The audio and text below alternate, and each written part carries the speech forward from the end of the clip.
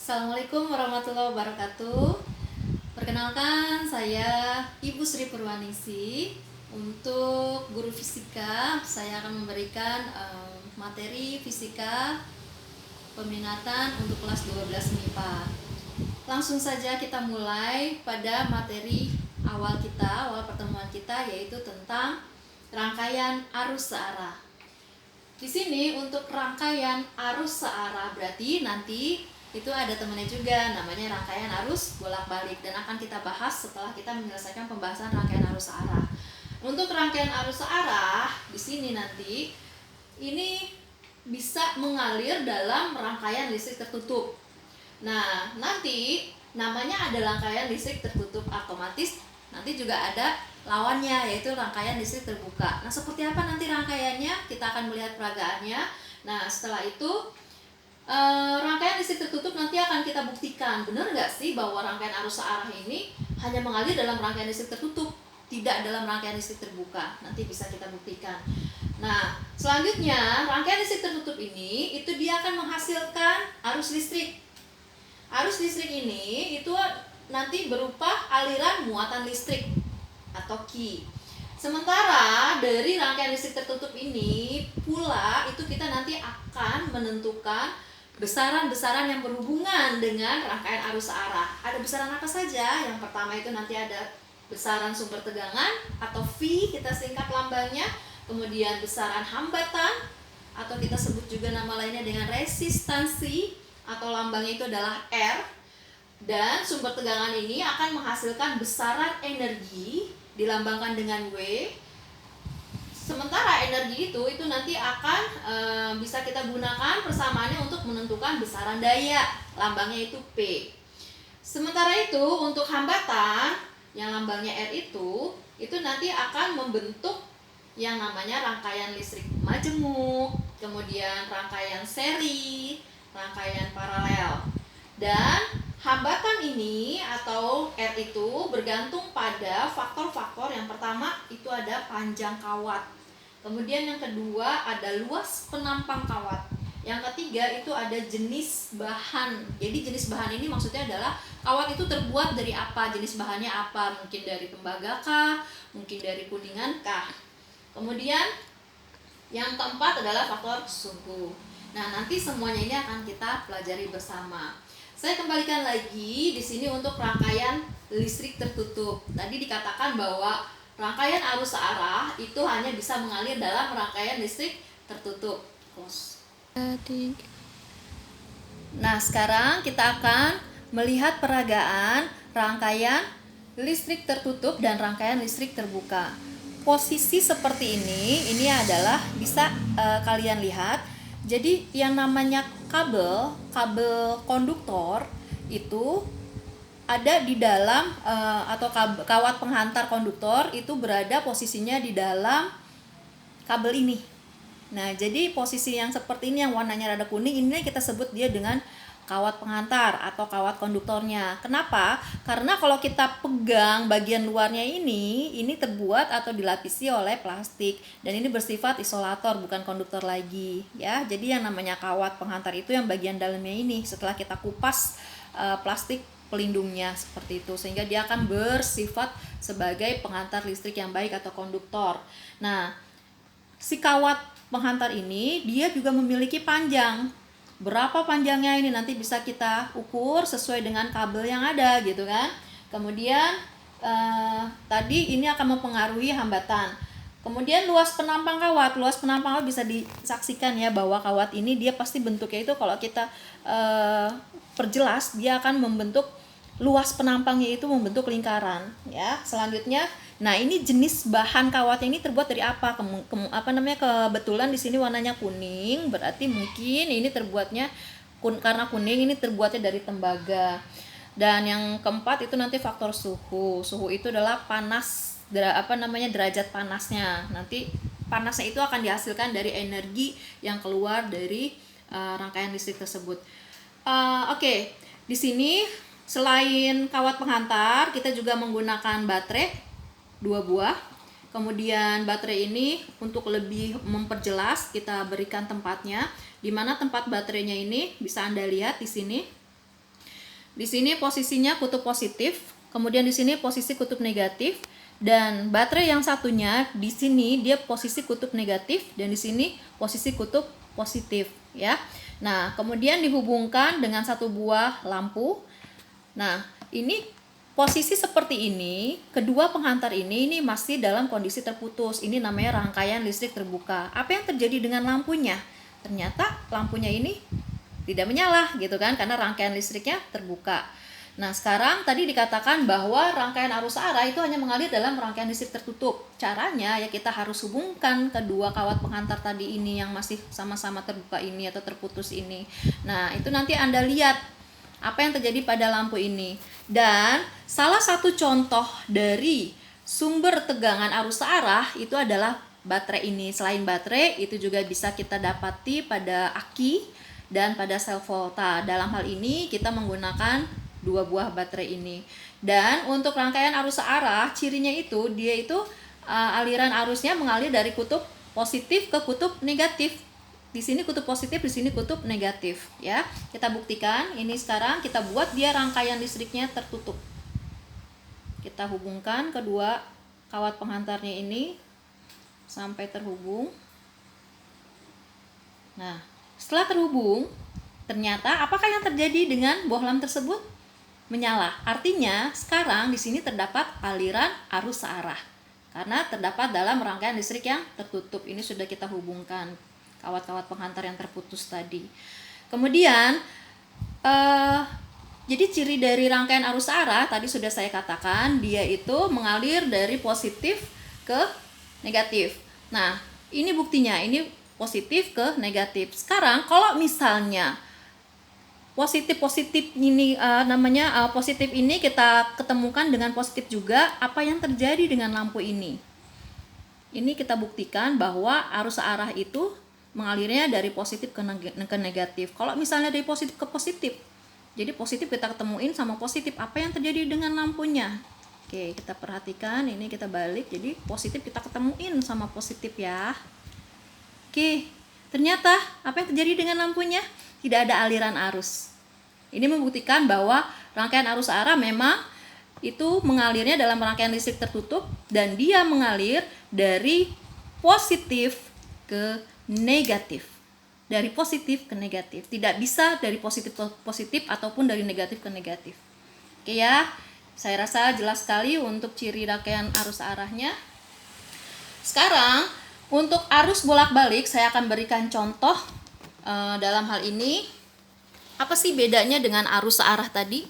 Kalau arus searah tadi itu dia dari positif harus ketemu ke negatif arah aliran arusnya. Tetapi kalau misalnya arus bolak-balik, ini kita berikan tanda di sini. Saya sengaja berikan tanda pada colokannya ini. Di salah satunya kita berikan tanda hitam, yang sininya adalah putih.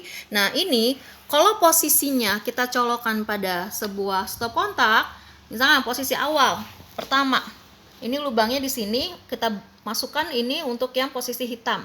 Seperti ini kita masukkan. Apa yang terjadi dengan kipas anginnya? Oke, ternyata kipasnya bisa menyala dengan baik. Sekarang, kalau misalnya posisinya kita balik yang hitam ini, kita colokin ke colokan yang sebelah sini, posisinya kita balik gitu. Apakah kipasnya ini juga tetap bisa menyala? Kita buktikan. Apa yang terjadi dengan kipasnya? Ternyata kipasnya juga tetap masih bisa menyala. Artinya ini adalah contoh untuk arus bolak-balik. Dimanapun posisinya ini, positif negatifnya mau dibalik kanan kiri atau kiri kanan atau atas bawah, dia tetap tidak berpengaruh. Makanya dikatakan ini arusnya bolak-balik, mengalir juga dalam rangkaian listrik yang tertutup. Oke, jadi itu adalah perbedaan dari rangkaian arus searah dan arus bolak-balik. Oke, sekarang kita kembali ke pembahasan kita awal. Nah, pertama kita akan membahas dulu bagian-bagian dari rangkaian arus searah, yaitu arus listrik arus searah. Arus listrik arus searah itu arus listrik biasanya kita lambangkan dia dengan I. Ini lambang untuk arus listriknya. Apa sih pengertian dari arus listrik arus arah itu tadi? Dari peragaan yang sudah kita saksikan tadi atau kita buktikan tadi, di situ itu mengalir muatan dalam tiap satuan waktu, di mana muatan itu kita lambangkan dia dengan delta Q. Jadi dia banyak muatan yang mengalir tiap satuan waktu. Banyak muatannya itu lambangnya delta Q, dengan satuannya itu adalah kolom. Sementara waktu itu kita lambangkan dia dengan delta T. Segitiga ini kita baca dengan delta. Delta T dengan satuannya second. Jadi tolong benar-benar saya tegaskan di sini satuannya second. Artinya kalau nanti kalian menemui soal yang waktunya masih dalam satuan menit ataupun jam, itu harus kalian konversi ke dalam satuan second atau detik. Sementara I-nya di sini ini adalah untuk watt arus listrik dengan satuan ampere. Nah, kenapa kok dari kolom dengan second kok tiba-tiba muncul ampere? Nah, jadi sebenarnya menurut sistem internasional, penyetaraan ampere ini 1 ampere itu setara dengan, bisa Anda lihat di sini delta Q ini kan satuannya kolom, berarti setara dengan kolom per delta T satuannya second. Atau biasanya kita tuliskan dia dengan C per S seperti ini. Nah, di sini kan posisi secondnya itu di bawah, dia pangkatnya positif. Sekarang kalau misalnya pernya ini kita mau hilangkan dan secondnya kita mau sejajarkan dengan kolom, bisa. Dan pangkatnya tadinya positif 1, naik ke atas jadi pangkatnya min 1. Jadi kolom second pangkat min 1. Sehingga 1 ampere ini setara dengan 1 kolom per second atau 1 kolom second pangkat min 1. Ini penyetaraan satuannya. Selanjutnya, apabila Anda ditanyakan banyaknya jumlah elektron, maka Anda bisa menggunakan persamaan ini. Untuk banyaknya jumlah elektron itu adalah lambangnya N-nya. Ini adalah jumlah elektron. Ini untuk elektron. Nah, satuan jumlah elektron itu adalah elektron. Kemudian ini bisa kita peroleh dari delta Q. Delta Q ini sendiri, kalau misalnya di sini tadi kuat arus kita cari dengan delta Q per delta T, maka untuk delta Q bisa kita peroleh dari persamaan ini, tinggal kita kali silang dengan delta T-nya. Delta Q itu adalah I kali delta T. Sementara kalau yang ditanyakan itu adalah waktunya, berarti delta Q dibagi I. Nah, sehingga kalau yang ditanyakan di soal itu nanti adalah jumlah elektron, itu kita peroleh dari delta Q per muatan elektron. kecil ini adalah muatan elektron. Nah, ini delta Q-nya boleh kalian jabarkan menjadi apa? Ya ini, delta Q-nya adalah I dikali delta T. I dikali delta T dibagi dengan muatan elektronnya. Itulah untuk mencari persamaan jumlah elektron apabila ditanyakan di soal. Nah, langsung saja tadi sudah Ibu berikan bahwa contoh dari tegangan arus arah ada baterai, aki, ataupun sel volta. Dan tadi sudah dicontohkan di peragaan itu adalah baterai. Selanjutnya ini saya berikan contoh soal. Yang pertama, sebuah baterai itu bermuatan 240 kolom. Lalu baterai itu digunakan selama 2 menit. Pertanyaannya, berapa arus yang dihasilkan? Nah, dari soal ini silakan kita klasifikasikan dulu apa sih yang diketahui dari soal. Ada muatan itu apa lambangnya? Q. Kenapa kok Q? Ini satuannya adalah C itu untuk kolom. Sehingga di sini untuk muatan kita berikan dia lambangnya, delta Q-nya adalah 240 kolom. Kemudian dari soal juga digunakan selama 2 menit. Nah, menit ini untuk satuan waktu. Tapi tadi sudah saya tekankan ya, tolong kalau misalnya waktunya dalam menit ataupun jam itu harus disetarakan dalam detik atau second. Sehingga di sini delta T-nya yang tadinya itu 2 menit, ini kita rubah langsung konversi menjadi second. 2 dikali 60 second. Sehingga dia 120 second. Oke. Yang ditanya berapa arus yang dihasilkan? Berarti yang ditanya arusnya. Arus itu lambangnya adalah I. I-nya yang ditanya. Oke. I-nya yang ditanya. Sehingga bisa kita selesaikan persamaan I itu tadi sangat simpel. Ini masih soal-soal yang masih sangat sederhana, masih mudah sekali untuk diselesaikan. Delta Q dibagi delta T. Delta Q-nya kita masukkan 240 kolom dibagi delta T-nya 120 second. Nolnya kita coret, 24 dibagi 12, jawabannya adalah 2. Satuannya boleh Anda gunakan ini C per S, kolom per second boleh. Atau Anda gunakan untuk watt arus satuannya langsung ke ampere, itu juga boleh, 2 ampere. Sampai di sini jawaban kolom per second itu juga Anda sudah betul, di sini juga betul. Jangan lupa fisika itu harus ada satuan. Tanpa satuan ya, itu bukan fisika namanya, tetapi matematika. Nah, sekarang contoh soal yang kedua. Di sini untuk contoh soal yang kedua, tentukan jumlah elektron di mana muatan elektronnya diberitahu di sini yaitu nilainya 1,6 kali 10 pangkat min 19 kolom yang melintasi penampang kawat konduktor. Tadi konduktor pengantar arus yang baik selama 1 jam. Dialiri arusnya 0,8 ampere. Nah, di sini yang ditanyakan apa? Jumlah elektron. Nah, tadi sudah saya berikan untuk persamaan jumlah elektron, yaitu N-nya bisa kita peroleh dari ini yang sudah kita jabarkan.